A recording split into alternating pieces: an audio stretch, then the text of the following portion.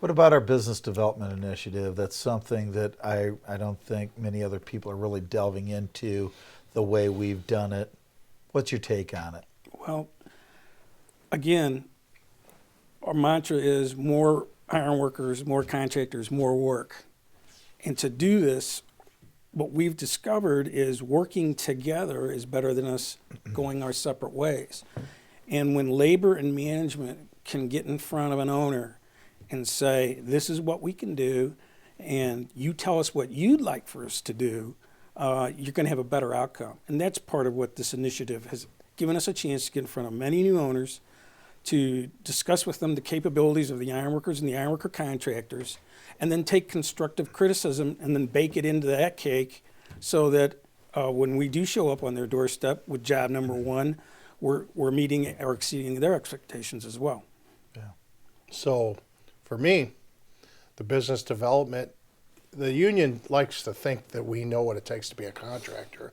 And while we have collective bargaining and we're vested partners in the industry stakeholders, we've never risked our capital, most of our members.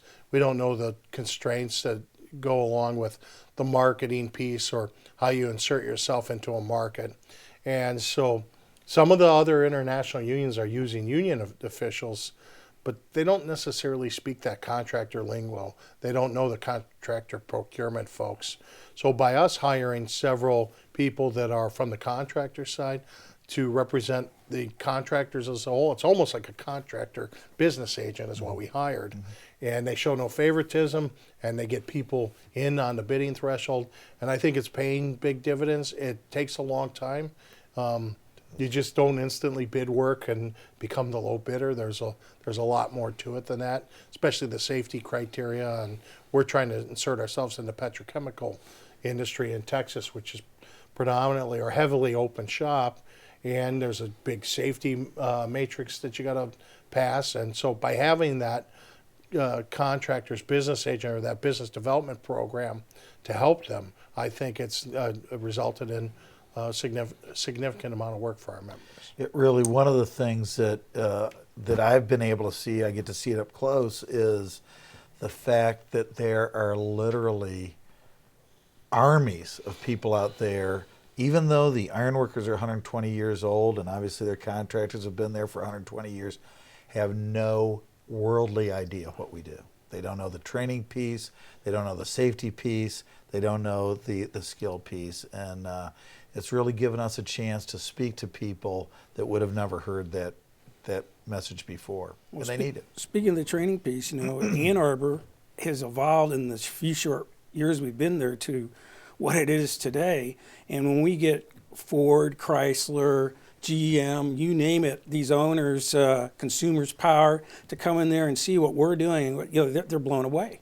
They had no idea. I don't know that most of the folks watching know, but the whole national fund is a downstream funding from Impact. So they submit a budget annually to the Impact trustees, and that is funded entirely.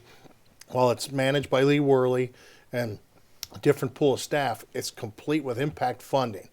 And when we took our instructor training program and we opened it up for officers training, contractor training, and took the whole industry stakeholders there, and then this year was the inaugural safety directors training program, what it does is it brings all the industry stakeholders into one piece. Plus, we always have our safety, health, and roundtable.